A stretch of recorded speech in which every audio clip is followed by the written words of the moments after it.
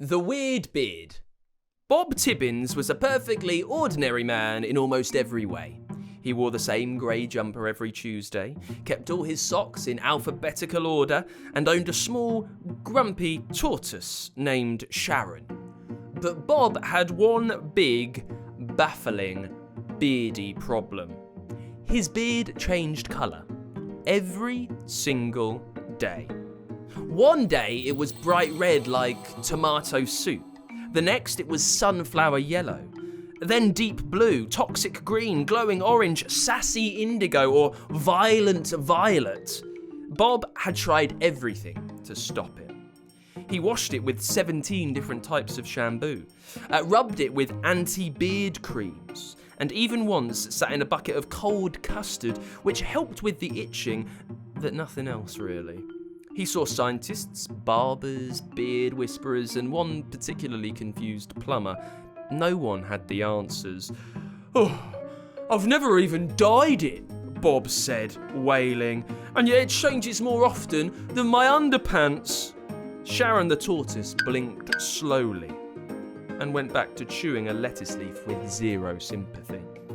Things came to a head one Wednesday morning when Bob walked into a local supermarket proudly sporting a beard as fluorescent pink as flamingo knickers. The manager screamed and dropped a crate of frozen peas. "Out! Out with you, you wizard freak!" "But I'm not a wizard. I'm Bob." But Bob had had enough.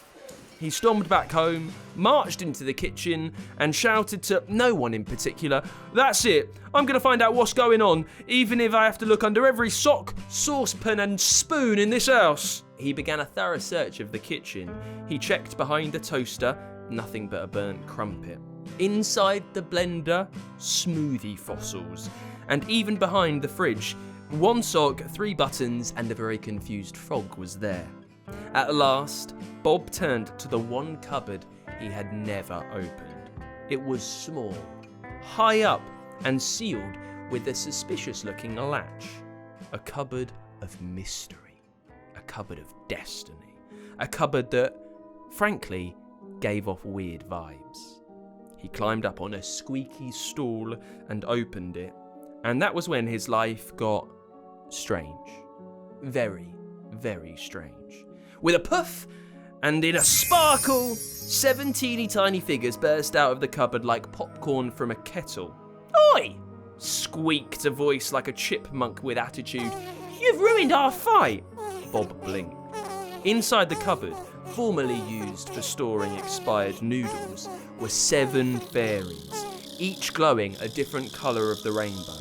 Red, orange, yellow, green, blue, indigo, and violet. They hovered in the air like glittery, angry bees, waving tiny wands and looking very cross indeed. "Fairies," whispered Bob. "In my kitchen, living in a cupboard. What is going on?" "You!" shouted Red, zooming up to his face. "You're not supposed to open the cupboard mid-argument." "We weren't finished," snapped Blue, zapping a lightning bolt at Orange's elbow. "Will you all please stop?" screamed Violet. "This is why the beard's in a mess." Bob clutched his head. Wait. Are all you lot saying that you have been changing my beard colour?" "Well, yes," said Green, tugging a dandelion seed out of her boot. "We live in your cupboard, see? It's quite nice. Good lighting, spacious, and every day we each take turns picking your beard colour." "I picked red last Tuesday," said Red, folding her arms smugly. "I picked blue yesterday," said Blue, throwing glitter over her shoulder. "Because it's elegant." "Green's had it 4 times this month," muttered Yellow. "Favouritism!" "And I still say sparkly indigo is the most underappreciated," said Indigo, muttering into her scarf. Bob just stared. His beard pulsed purple in protest. "But why?" "Because your beard is magical, Bob," said Violet, landing gently on his shoulder. "It's connected to our fairy colour crystal. It responds to our emotions and decisions. That's why it changes daily. But lately..." "We've been fighting," mumbled Orange. And the beard's caught in the middle, said Yellow sadly. Bob sat down very slowly on a bag of rice. This is a lot to process, he said, and I'm not even wearing my processing jumper. Suddenly, Red darted forward again. I still say it should always be red, strong, regal, powerful. Pfft, yellow is the colour of optimism and scrambled eggs, said Yellow. Blue is calm, guys. It makes people feel cool, said Blue, striking a pose. Before Bob could sneeze, the fairies had launched into a full-on mid-air squabble. Wings sparked. Wands sparked, wings fluttered. One fairy was definitely throwing a carrot. Stop! Bob yelled. You're making my beard smoke. Sure enough, puffs of steam were rising from his chin. I can't live like this, he cried. It's exhausting. I've been kicked out of supermarkets, stared at by traffic wardens, and my tortoise thinks I'm possessed. You've got to fix it. The fairies paused, hovering awkwardly in midair. But we don't know how, said Indigo. We've never not argued before. Bob rubbed his temples. Look, you're all part of the rainbow, right? But rainbows don't fight, do they? They blend. Red to orange, orange to yellow, yellow to green, so on and so forth. You need to get along. Hug it out. Red snorted. Hug orange? No, she once filled my socks with paprika. I said I was sorry. I'll do it, said Orange. I'm tired of yelling. One by one, the fairies began to hover towards each other, tentatively, awkwardly. Red hugged Orange.